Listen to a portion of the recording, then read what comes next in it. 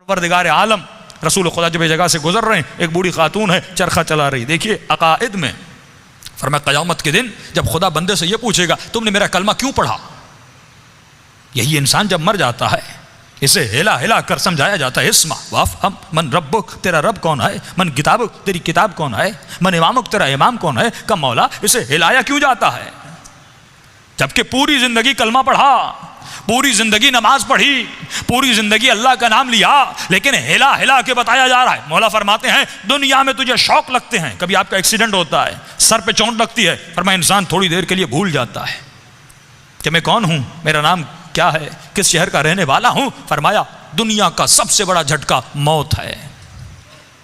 जब मौत का झटका आता है फरमाया इंसान सब कुछ भूल जाता है। इसे हिला हिला कर बताया जाता है तेरा रब कौन है, तेरा आका कौन है, तेरा मौला कौन है, तेरी किताब कौन है। फरमाया जब क़यामत के दिन सवाल किया जाएगा कि इंसान तुमने मेरा कलमा पढ़ा तो क्यों पढ़ा।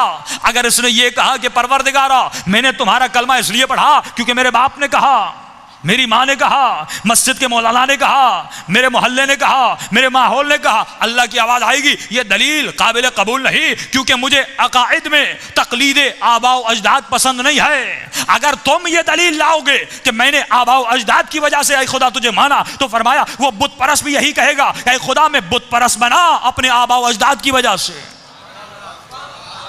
क्योंकि मैं आदिल की कुर्सी पर हूं, मैं अदालत पर बैठा हूं। फरमाया फिर इंसाफ उसके साथ भी करना पड़ेगा, इंसाफ तेरे साथ भी करना पड़ेगा। फरमाया अक्ल के जरिए मुझे मानो, फिक्र के जरिए मुझे मानो, सोच के जरिए मुझे मानो, मुझे परख कर सजदा करो, मुझे समझ कर सजदा करो। अगर मैं तुम्हारी हालत से उतरता हूं तो मेरा कलमा पढ़ो, लेकिन अगर मैं तुम्हारी समझ में नहीं आता मेरा कलमा न पढ़ना, मुझे सजदा न करना। लेकिन अगर किसी और को खुदा बनाते हो मुझे इतना जरूर बताना कि तुमने उसे खुदा क्यों बनाया।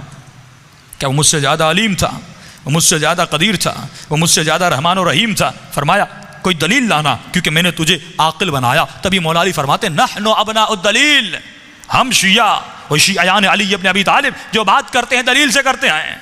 आज किसी के खिलाफ बात करने की ज़रूरत नहीं है। मौला फरमाते हमारे फ़ज़ाइल को पढ़ो, हर चीज़ अयां हो जाएगी।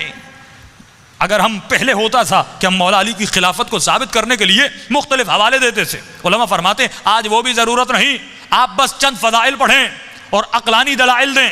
अगर अक़ल रखने वाला होगा वो मौला अली की विलायत को मान जाएगा। हम कभी नहीं कहते कि नबी के मिंबर पर अली को बिठाओ, हमें भी अपने इमाम की तारीफ़ का हक़ है, उन्हें भी अपने इमाम की तारीफ़ का हक़ है। हर इंसान हक़ रखता है अपने इमाम की तारीफ़ करे। हम कभी नहीं कहते नबी के मिंबर पर अली को बिठाओ, हम कभी नहीं कहते कि नबी के बाद अली को मसनद खिलाफत दो। हम बस इतना कहते हैं कि नबी के मिंबर पर उसे बिठाओ, उसे बिठाओ। एक उसूल बनाते हैं उसे बिठाओ जो कम अज़ कम सलोनी का दावा करता हुआ नजर आए,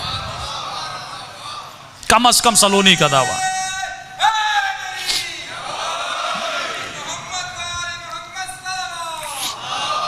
अल्लाहुम्मा सल्ली अला मुहम्मद व आले मुहम्मद, जो कम अज़ कम सलोनी का दावा करे। हमारा खुला चैलेंज है भाई, हम तो आपके इमामों को मानने के लिए भी तैयार हैं और अपने इमामों की इमामत से दस्तबरदार होने के लिए भी तैयार हैं, लेकिन हमारी एक शर्त है कोई ऐसा इमाम लाओ जो अली से बेहतर हो। सिफात में जाते हैं, सिफात खुदा भी कहता है जिस भी खुदा को मानना है मानो, सजदा करना है करो, लेकिन कोई ऐसा खुदा लाओ जो मुझसे बेहतर हो, जो मुझसे ताकतवर हो, जो मुझसे ज्यादा कदीर व अलीम व बसीर हो।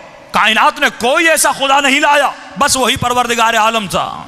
तो हम भी यही कहते हैं कि अगर कोई इमाम लाना है हम उस इमाम की इमामत की बैत करने के लिए तैयार हैं, लेकिन कोई ऐसा इमाम लाओ जो शुजाअत में अली से ज्यादा हो, जो इल्म में अली से ज्यादा हो, जो ज़ुहद व तक़वा में अली से ज्यादा हो, जो शुजाअत में हुसैन इब्न अली से ज्यादा हो। कोई नहीं ला सकता। दूसरा खुला चैलेंज है कि भाई आपके इमामों के उस्ताद मिलते हैं, लेकिन हमारा चैलेंज है हमारे 12 इमामों से कोई उस्ताद ढूंढ के बताओ।